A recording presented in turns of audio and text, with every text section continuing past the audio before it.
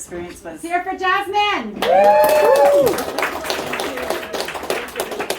Can everyone hear me in the back? Is it loud enough? Okay. You gotta project loud. Okay, I'll try my best. Thank you. So my name is Jasmine. So this past Monday I went to Richmond City Council meeting.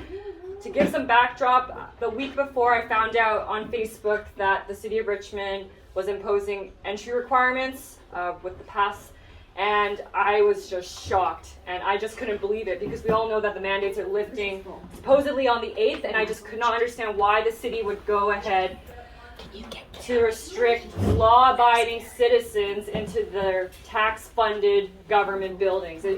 I just couldn't get it, and I tried to get answers. I wasn't getting answers, so then I decided that the council meeting was the next place to go, and then I found out, oh wow, it's the next Monday. So I signed up last minute. I really believe God opened the way for me to do it because you usually require much earlier notice for a non-agenda item, which I wanted to bring up with my questions.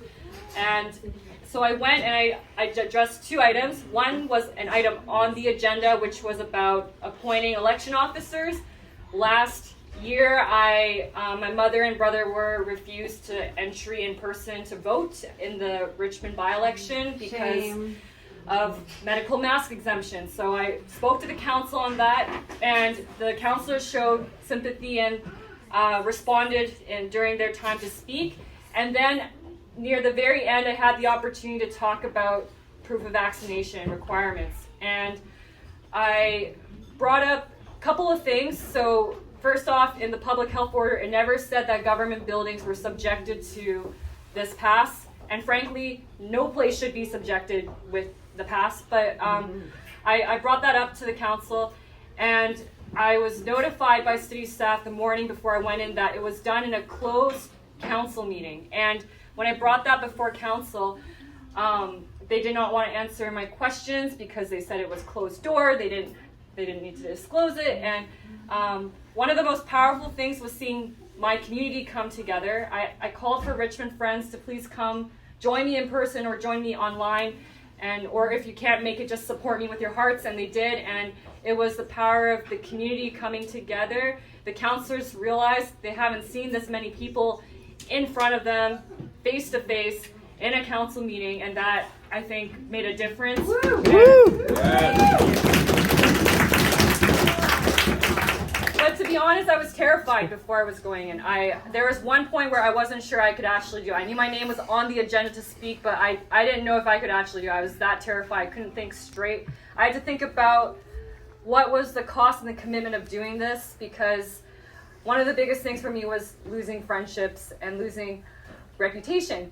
And I had to really think hard about that. And I realized that it was deep down in my heart, it was something that I needed to do.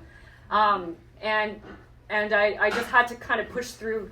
And I really believe it was prayers and the people around me that supported me, that encouraged me, and they believed that it was the right thing for me to do. And the other thing would be just realizing that it's not about me, it's about the community. And one of the other driving factors is just thinking about the children that I see in my life. I don't want them to live in this kind of tyranny. Mm-hmm. And it's none of us do, but especially for the children and anyone who doesn't have a voice right now. So that was part of kind of the process. And all the other thing was, with the mandates lifting on the 8th, I just felt like I really need to do it before the 8th, because if it lifts, the accountability starts to go away, and I really want to somehow bring some accountability back. And so I asked the questions. I spoke from a human perspective on the human experience, because I think as much as we can talk about the all the things that are going around, it's when we connect as human beings and show that what the struggle really is. I think people connect to that. Here. Yeah. Thank you. So I learned a lot from this experience. I learned that it's so important to be involved in your local community, in civics, and that it's not about it's not about me or what I can do, but together we can make a difference. And I really saw that through my community coming to support me, to back me up. And I didn't, honestly, what I wrote down, I was so nervous, I didn't even know if I could get it through, but I really think it was just knowing that I had people supporting me, that's what really helped me. So I just really want to encourage anybody, if you would be willing to just go speak before your council. This is a great opportunity because now we're back in person council meetings, and they can no longer hide behind Zoom, so it's a good opportunity to speak your concerns, ask questions. And it's time to really bring back transparency and openness to government. I think that's something that anybody can agree on. It doesn't matter if you're left, right, whatever. We all want an open and transparent government. We don't want government to control our lives, and we want to defend the fundamental human rights that all of us need. That's what makes us human. So that's all I wanted to do. Give her a hand.